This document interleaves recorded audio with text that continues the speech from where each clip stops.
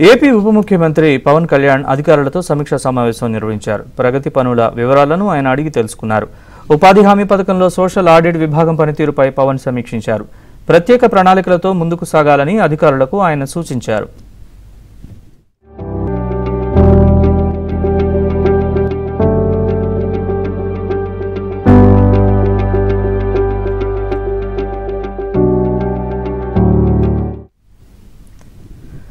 వరుస సమీక్షలతో బిజీగా ఉన్న పవన్ ఉపాధి హామీ పథకంపై ప్రత్యేక ఫోకస్ పెట్టారు. వైసీపీ హయాంలో ఉపాధి నిధులు పక్కదారి పట్టాయన్న ఆరోపణలపై విచారించారు.